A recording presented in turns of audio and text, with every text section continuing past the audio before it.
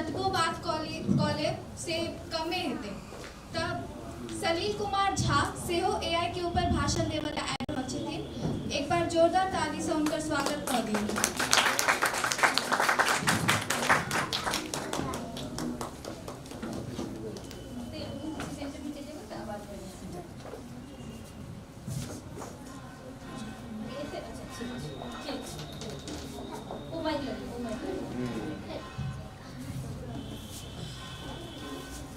सब गोटे के प्रणाम, नमस्कार। आई हम सलील कुमार झा अहाँ सबके सामने एकटा महत्वपूर्ण विषय पर अपन बात राखि रहल छी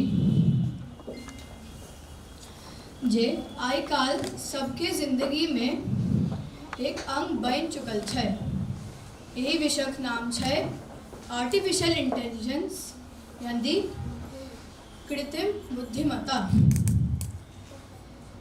एकर शॉर्ट फॉर्म एआई बोलचाल में लोकप्रिय अछि। ई तकनीक में मशीन वे कंप्यूटर के मनुष्य जेका सोच समझ आ निर्णय लेबक के क्षमता मिले छै।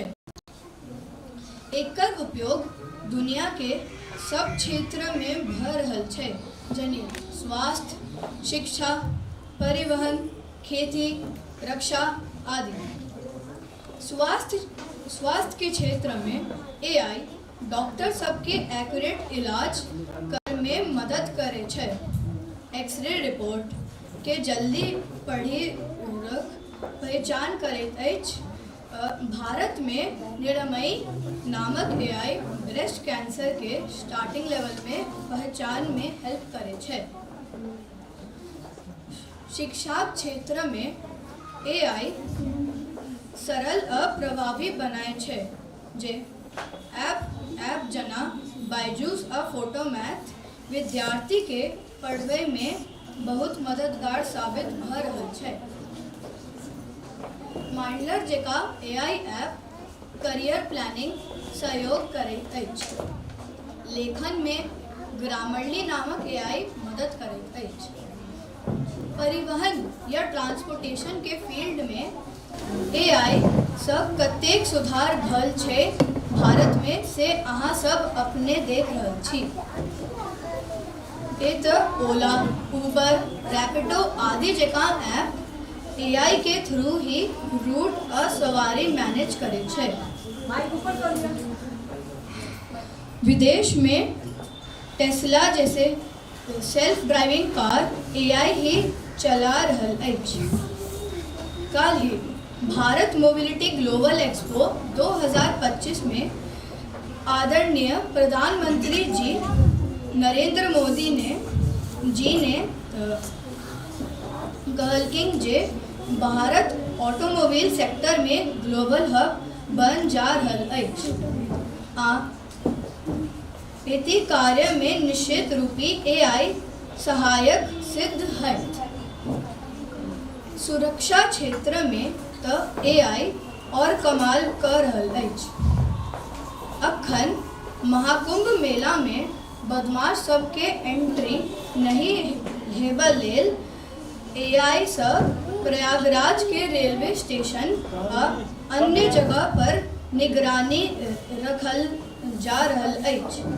एकर नजरी से बचब असंभव ही बुझल। खेती के उन्नत बनाव में से एआई मौसम सरी जानकारी किसान सबके भेटैत छै। फसल में लागय वाला कीड़ा और रोगक जानकारी भेटैत छै। स्मार्ट सिंचाई सिस्टम एआई द्वारा चलैत अछि। मुदा जेना सब चीजक द्वारा दू पहलू होइत अछि, तहिना एआई के भी किछु नकारात्मक माने नेगेटिव साइड अछि। पहिले जे एआई उपयोग कारण कतेको पारंपरिक माने ट्रेडिशनल जॉब समाप्त भ रहल अछि। दोसर एआई निजी डेटा माने पर्सनल डेटा के उपयोग करैत अच्छी जाहि कारणे प्राइवेसी के अधिकार भंग होइत छै और डेटा लीक होबक खतरा रहै छै।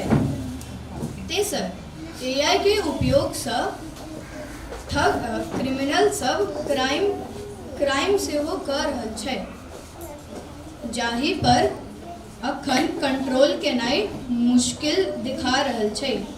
एतऽ सावधानी से ही बचाव अछि। अंत में हम ई कह चाहब जे एआई एकटा अद्भुत तकनीक अछि जे सबके सपना पूरा कर सकै छै, मुदा इहो जरूरी छै जे एकर उपयोग में सिंसियरिटी और जिम्मेदारी करे ध्यान रखी। सही और बैलेंस्ड उपयोग करी जाहि सब अपन आ संगे देश समाज सबके प्रगति होय। बहुत बहुत धन्यवाद।